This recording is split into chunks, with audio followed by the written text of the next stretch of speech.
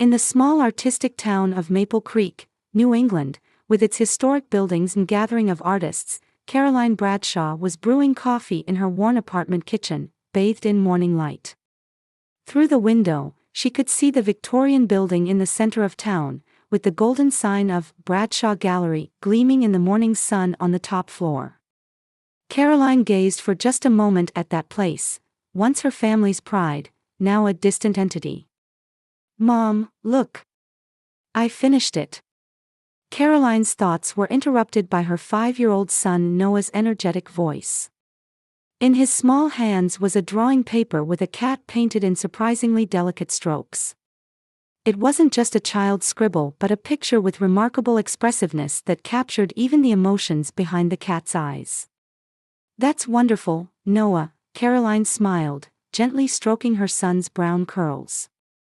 "This cat looks so alive." "It's the same one from the park." "Its eyes looked sad," he said. Caroline was amazed at her son's observational skills while also seeing herself in his words. She too had an eye for discerning emotions behind surfaces. That talent was now being put to use in her job, teaching children's art classes at the local community art center. The walls of her modest but clean apartment were adorned with landscapes and abstract paintings Caroline had created. Her work was also being displayed in small local cafes and restaurants, gradually gaining recognition. However, this was far from the success her parents had once expected of her. "Now, after breakfast, we're going to my class today," Caroline said as she placed cereal and a banana in front of Noah. "We have a special guest today. Louise, a famous potter in town." "Yay!" Noah's eyes sparkled. "Can I make something with clay?" "Yes, of course," Caroline answered. "You can let your imagination run wild." Imagination. That was what her parents, Richard and Eleanor Bradshaw, had always tried to push aside in favor of practical business sense. They ran the oldest and most prestigious art gallery in town. But for them, art was merely a commodity, an investment, and a symbol of social status. Richard carried the pride of a generations-old distinguished family, known for his cool judgment and unwavering decisiveness. Eleanor was a central figure in the town's charitable activities, outwardly warm and sociable, but beneath her elegant appearance, she possessed a will of steel and strict moral standards. And Caroline's sister Victoria was always the perfect daughter. She graduated from an Ivy League school with excellent grades, earned an MBA, and returned to the family business to work as her father's right hand. She followed the life her parents expected and earned respect as a young businesswoman in town. As Caroline prepared for the morning, she occasionally glanced out the window. Today was Friday, there would be a special exhibition at the gallery this weekend. She used to be involved in such preparations. Especially during high school, her artistic talent was recognized by teachers, and she won several local young artist competitions. But her parents categorized her talent as a hobby and expected her to enter the business world in the future. "Art is a wonderful talent, but you can't live on that alone," her mother Eleanor often said. "As a Bradshaw daughter, you should choose a more practical path." As Caroline buttoned her son's uniform, she remembered herself at 17. The days she spent painting alone in the art room until late at night. And the day she met him, a senior in the art club who also struggled between his family's expectations and his own passion. They became each other's confidants and eventually fell in love. But that relationship turned into one night's mistake, and her life changed completely. When the pregnancy test showed positive, she was only 17. It took weeks to find the courage to tell her parents, but the result was far more violent than she had anticipated. "Mom, let's go." Noah's voice interrupted her thoughts. He had already put on his backpack and was waiting by the door. "Yes, let's go." Caroline shook off the memories of the past and put on a smile. Before leaving the apartment, she checked her appearance in the small mirror by the entrance. Brown curly hair, greenish blue eyes, a slightly tired expression. She took a deep breath and straightened her shoulders. Now she had no time to lament the past. She could only move forward, for Noah's future. On the way to the art center, her cell phone rang. Looking at the screen, she saw a name that hadn't rung for 5 years. Victoria. Caroline stared at the phone, feeling her chest tighten. Contact after 5 years. What had happened? After a moment's hesitation, she answered. Caroline, it's me. I want to talk to you. Her sister's voice sounded a bit tense. Caroline caught her breath. Has something happened? I want to talk to you in person. Please. Caroline remained silent for a long time. Noah held her hand, looking up curiously.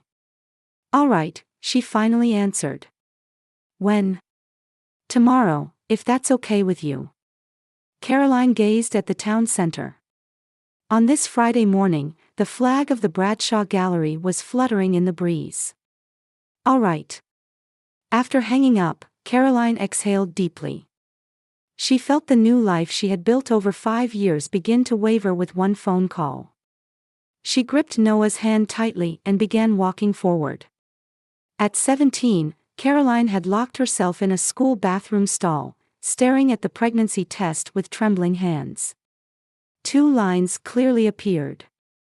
The same result for the third test. She took a deep breath and closed her eyes. After school, she returned home later than usual. The Bradshaw mansion stood with dignity in the twilight. As Caroline passed through the gate, she felt her heartbeat echoing in her ears. As she entered the entrance hall, her mother Eleanor's voice came from somewhere. Caroline? You're quite late. In the living room were her parents and sister Victoria. Her father Richard was reading a newspaper, and her mother was reviewing some committee documents. Victoria had her laptop open, working on college assignments. It was like a snapshot of a perfect family portrait. I'm sorry, I was finishing a piece in the art room, Caroline lied. In reality, she had been sitting alone on a bench in a park near the school for hours. I kept dinner warm for you, her mother said. Wash your hands first. Caroline put her bag on the floor and clenched her fists. I have something to tell you, she said in a voice smaller than she had intended. What is it? Her mother replied without looking up from her papers. It's important. Her tone finally made both parents look up. Victoria also looked away from her laptop out of curiosity. What is it? Her father asked, setting aside his newspaper. About your grades. Caroline felt her throat go dry. No. Richard and Eleanor began to notice their daughter's unusual tension, and their expressions tightened. I'm pregnant. At that moment, the air in the room froze. Caroline stared at her parents' faces, witnessing their expressions change from shock to disbelief, then to anger. What did you say? Richard's voice was low and dangerously quiet. I'm pregnant. I think I'm in my 3rd month, Caroline continued with a trembling voice. With David. That poor boy from the art club. Eleanor's face twisted. Caroline tried to object, but her father's explosion of anger drowned it out. You are not my daughter. Richard stood up and shouted. His voice echoed against the walls of the mansion. To bring such shame to us. To soil the Bradshaw name. Dad, please, listen. Caroline pleaded through tears. Get out. This time Eleanor screamed. You've hurt our honor. Do you plan to make us the laughingstock of the town? Caroline looked at Victoria. Her 14-year-old sister stood dumbfounded, with an expression of fear and confusion. But she said nothing. I want to have this baby. Caroline placed both hands on her abdomen. David also. David? Richard sneered. You think that dropout will take responsibility? His family is among the poorest in town. What can they do? He's a talented painter. Caroline protested. The professors recognize his talent. He could. Enough about that man, Eleanor interrupted. You'll get it taken care of immediately. I'll contact a doctor. No. Caroline cried out. I want to have this baby. Richard's face turned red with anger. Get out now.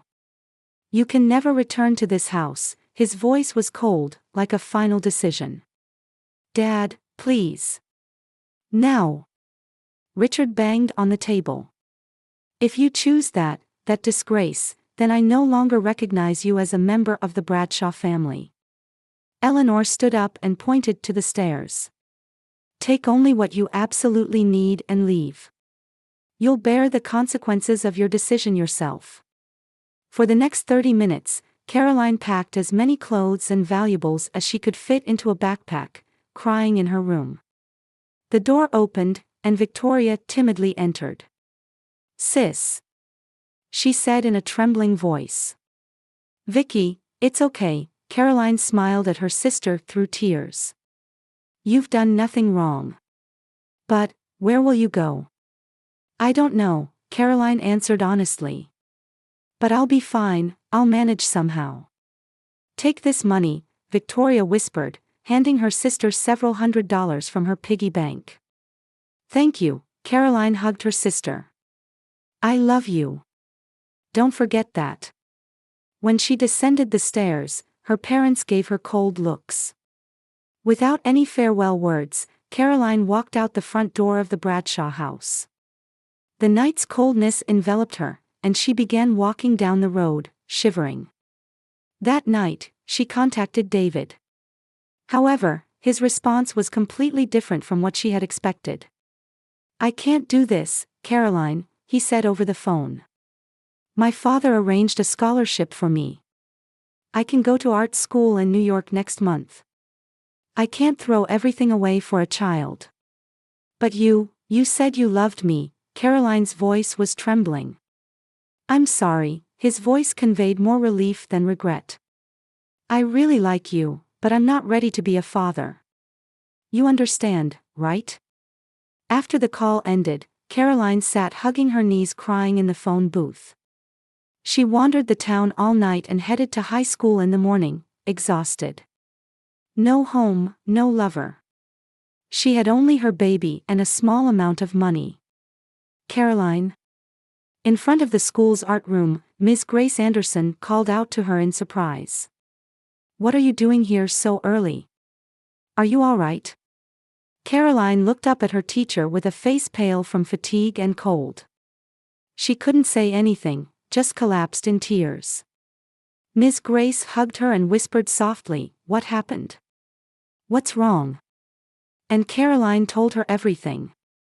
Her parents' anger, being thrown out, David's betrayal. Ms. Grace listened silently, gently stroking her shoulder. Come to my house, the teacher said decisively.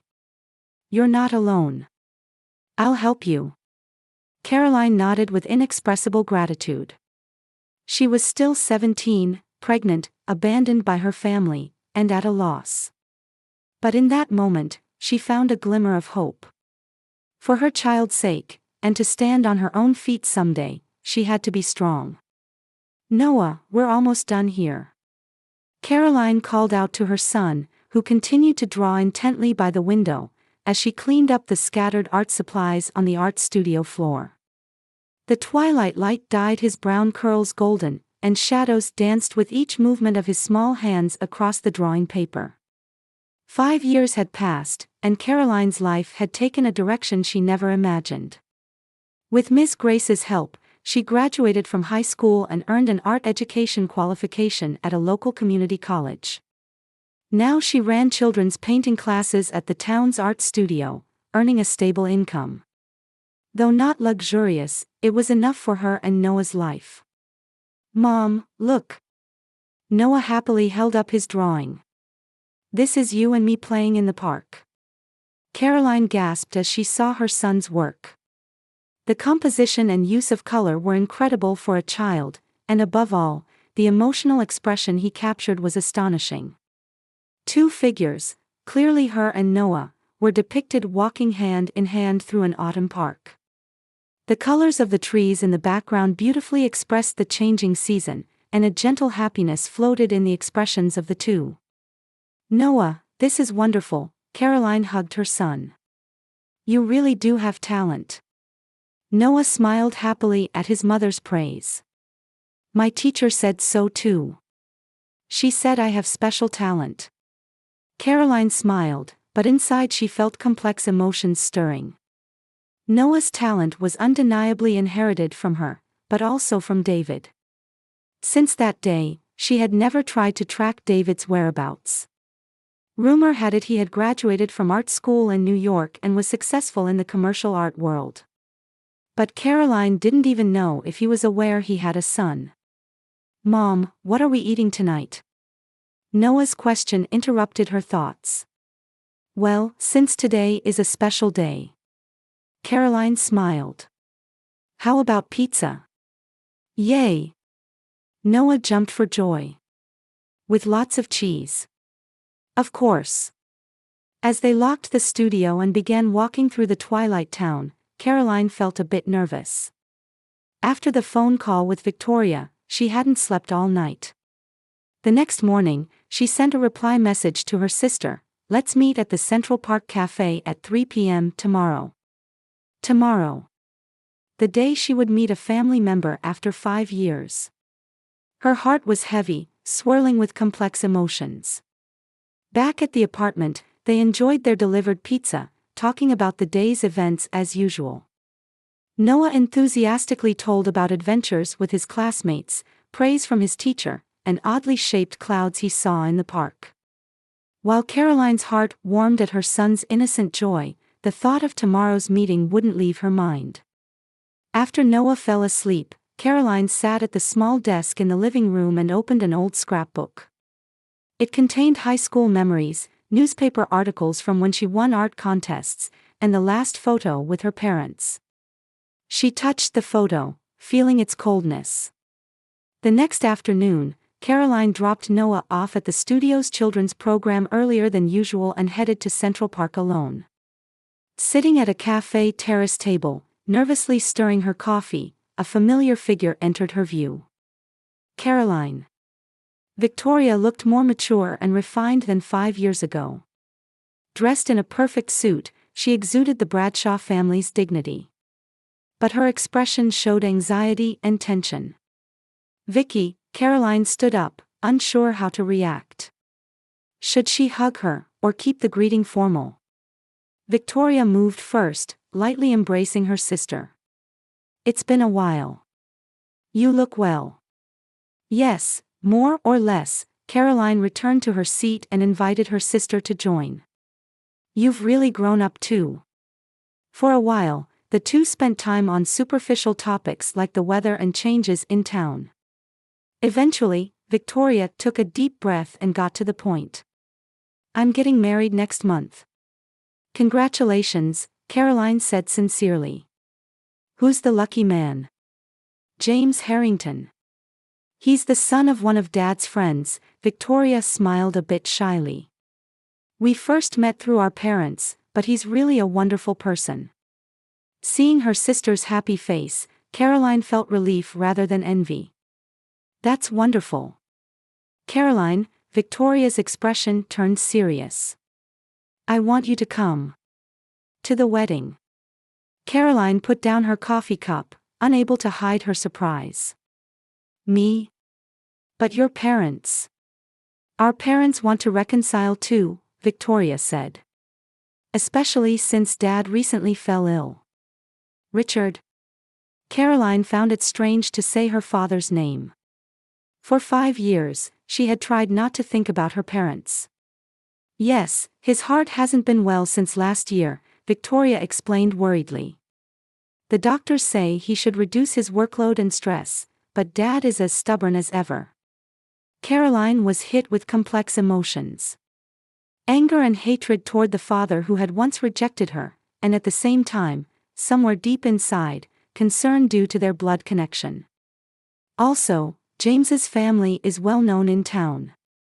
Victoria continued reluctantly. They expect a wedding with the entire family present. So you're calling me to keep up appearances? Caroline's voice betrayed a slight bitterness. No. Victoria quickly objected. It's what I want. You're my sister. I don't want to celebrate my best day without you. Caroline looked out the window. In the park, children were playing, couples walking, dogs running around. Ordinary everyday scenes. The new life she had built with her son. What about Noah? She asked. Victoria hesitated slightly. Of course, he's welcome too. I'd like to meet my nephew. Caroline considered what effect bringing her parents back into her life sphere would have on Noah. He had asked about his grandparents before, but she always vaguely answered, they live far away. Let me think about it, Caroline finally said. It's not an easy decision. Victoria showed understanding. Of course. But I'd appreciate it if you could let me know as soon as possible. As they parted, Victoria handed Caroline an envelope. The wedding invitation. And something else, our parents asked me to give you. Caroline took the second envelope, feeling its weight. What's this? I don't know, Victoria answered honestly. They just asked me to give it to you directly. Back at the apartment, after Noah had fallen asleep, Caroline cautiously opened the second envelope. Inside was a check and a short letter. Caroline, this is part of the trust fund you should have received. We can discuss the rest if you wish. Richard Bradshaw. She gasped seeing the amount of the check. It was more than she would earn in a year. That night, Caroline lay awake thinking. The next morning, she made her decision. Perhaps it was time to heal the wounds of the past, for Noah's sake and her own. She sent Victoria a message, I'll come to the wedding. I'll bring Noah. 3 days later, on Saturday afternoon, the doorbell to Caroline's apartment rang. When she opened it, her parents stood there after 5 years. Richard looked older than before, with more gray hair. Eleanor was still elegantly dressed, but the wrinkles around her eyes had increased. Caroline, Richard's voice didn't possess as much authority as before. Please come in, Caroline invited them, nervous but calm. As they entered the living room, Noah was sitting on the sofa surrounded by art supplies, drawing. He looked up with curious eyes at the unfamiliar visitors. Noah, these are. Caroline hesitated for a moment, then continued, your grandfather and grandmother. The moment Richard and Eleanor looked at Noah, they both froze. Noah was drawing a forest landscape with sunlight shining through the trees after rain. Its technique and color sense possessed a level of completion unimaginable for a 5-year-old. What is this? Richard's voice was trembling. He slowly approached Noah and took the drawing. Eleanor also gasped, staring at the picture over her husband's shoulder. Their expressions mixed surprise with something else, recognition, or perhaps pain from a memory. Richard stared at Caroline, lost for words. Noah, your tie is crooked, Caroline said as she straightened her son's small tuxedo. Are you nervous? Noah shook his head, but his large blue eyes showed anxiety. Will there be lots of grandpas and grandmas? Yes, Caroline smiled. But there's nothing to be afraid of. I'm sure everyone is looking forward to meeting you. Stepping into the grand ballroom of Harrington Plaza Hotel, Caroline gasped. Crystal chandeliers, an altar adorned with fresh flowers, and the town's dignitaries crowded the luxurious space. It was the first time since leaving the Bradshaw house that she felt like she was stepping back into her former world. Caroline. Victoria rushed over in her pure white wedding dress. You came. She hugged her sister tightly, then turned to Noah. So you're Noah. Nice to meet you, I'm Victoria. Noah, though a bit shy, greeted her politely. Congratulations on your wedding. Your dress is beautiful.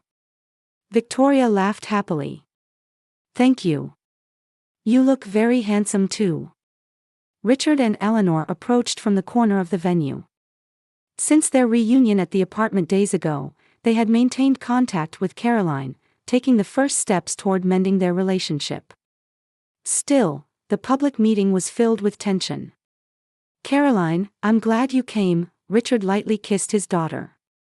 Eleanor also greeted her similarly, giving Noah a gentle smile. It's a lovely ceremony, Caroline said. Befitting Victoria. The wedding proceeded solemnly, with Caroline and Noah quietly observing. As the reception began, Noah, seemingly a bit bored with the long formal event, took out his sketchbook and began quietly drawing in a corner of the sofa. Soon after, an exclamation of, "This is remarkable," was heard from the sofa's direction.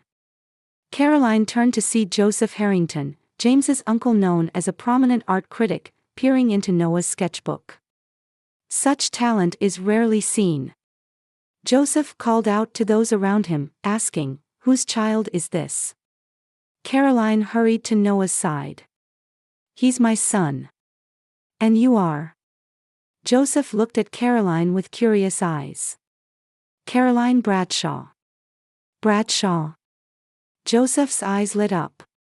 "Richard and Eleanor's eldest daughter." Caroline nodded nervously. People began to gather around, and she felt uncomfortable suddenly becoming the center of attention. "The Bradshaw family's artistic talent has been passed down," Joseph said happily. "It reminds me of Richard's early works." "Father's works?" Caroline was confused. Joseph responded with a surprised expression. "Yes, of course. Richard Bradshaw was once a promising painter. His dramatic landscapes garnered attention for their unique sense of color. His decision to put down the brush to take over the gallery was a great loss to the art world." At that moment, the atmosphere in the venue changed. Many eyes turned to Richard and Eleanor, who stood uncomfortably. "I didn't know," Caroline said softly. Joseph was puzzled.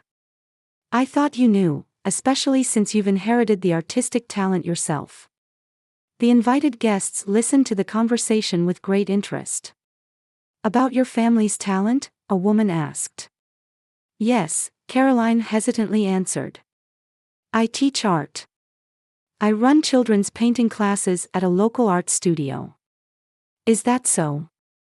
Joseph's eyebrows raised. "You seem to have considerable talent yourself. But why not at the Bradshaw Gallery?" "That's enough, Joseph," Richard approached and said in a stern tone. "No, I want to know." Caroline turned to face her father. "You were a painter. Then why did you deny my talent?" The venue fell silent, all eyes on Richard. He sighed deeply and looked at his wife. Eleanor's face showed fear and shame. Richard stumbled over his words. "I once had passion. But I learned that in the real world, one cannot live on art alone. So you wanted me to walk the same path." Caroline's voice betrayed sadness rather than anger. "Richard, Eleanor," Joseph said, "why would you treat your daughter and grandson with such wonderful talent?" "That's a private family matter," Eleanor quickly interrupted, grabbing Richard's arm. But it was too late. Whispers began to spread among the guests. "The Bradshaw's eldest daughter disappeared 5 years ago, that child is. I heard there was a scandal." Caroline grabbed Noah's hand, intending to leave the venue. She didn't want to ruin her sister's special day. But Victoria blocked her path. "Don't go," Victoria grabbed her sister's hand. Standing in the center of the venue in her bridal dress, she said loudly, "Today is my wedding. And what matters most to me is that my family is together again." She embraced Caroline and Noah, continuing, "I am truly happy that my sister and nephew have returned to us." Applause erupted from the venue. The Harrington family also sent warm glances, and James, Victoria's new husband, stood by his wife's side, placing a hand on her shoulder. Caroline, Richard approached his daughter, conscious of people's gazes but determined. We were wrong for our attitude that day. I apologize. Eleanor also stood beside her husband, gazing at Noah. We want your forgiveness. We want a chance to start over. Caroline regarded her parents calmly and said in a low voice, a simple apology isn't enough. If you truly care about Noah, show it through sincere reflection and action.